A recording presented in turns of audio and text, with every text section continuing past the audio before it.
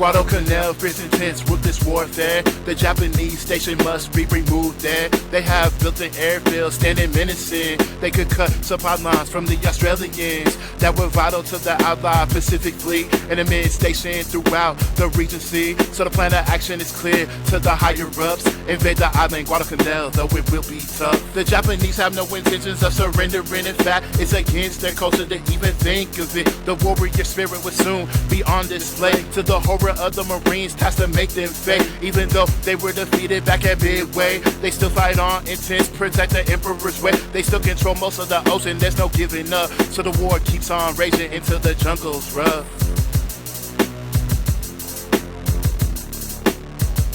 Into the jungle's rough.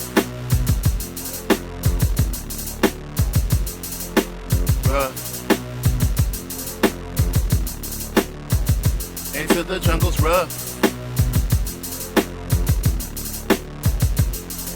The U.S. Marines were still in training. Most haven't seen battle, can't comprehend what is waiting. At Fiji, the operation will be practiced. It's a logistical nightmare. Many clashes, no coordination between the men involved. But time is of the essence, there's no time to stall. August 7th was the day and there's no changing that. Move up and move out into the battle fast. The plan was to sail from Fiji to the Solomons, to the channel to the north of the island. Main support groups would take the lodging to Vutu, Tamamboga, while the main force at the beach of Guadalcanal. Northern, they would be supported by Admiral Crutchley.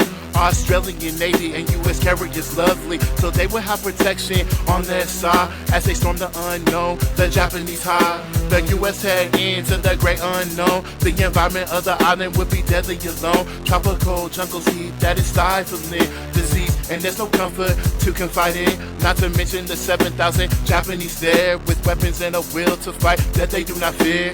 Carnage would be the word to describe it all. Both sides are prepared to make the others fall. Red Beach, Guadalcanal, August 7th, the Marines meet no resistance as they proceed the invasion. However, chaos on the beach, supplies were everywhere. They need a coordinated regroup before they move from there. At Dayton, they were moving towards the Japanese airfield on schedule or ahead with no resistance still, but at the logic fierce.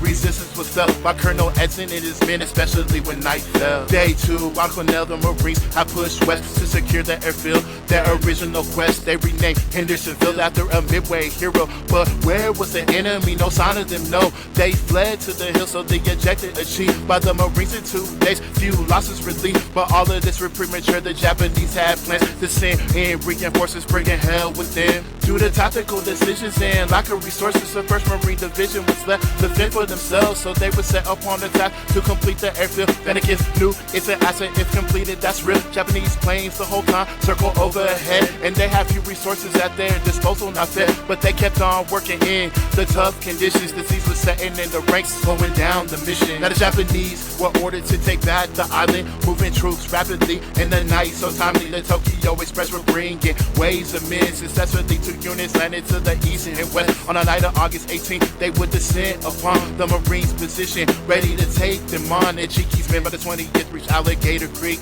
the edge of the airfield. Take it back, they see. As night fell, the Japanese launched their attack fiercely with a charge at the Americans fast. They ran into machine guns, was to cut them down, and artillery fire exploding all around. The survivors withdrew, but only to regroup and hurl themselves back in the battle, devastatingly true. Their courage wasn't enough, and by the next afternoon, they found themselves surrounded by the Marines. They are the battlefield was a slaughter. The victory was total. 800 of the 900 Japanese lay dead, bodies covered the battlefield. No ground was exposed. Carnage everywhere, carnage everywhere, carnage everywhere you go. The fight was far from over, more Japanese arrived on the island to the east and the west every night. The Americans and paratroopers and men of their own men headed east to Tasambaka where the enemy's strong. Their intelligence was right after a smaller engagement. They took the village, but the main force escaped them because the Japanese 35th Brigade was out, headed into the jungle to return, no doubt.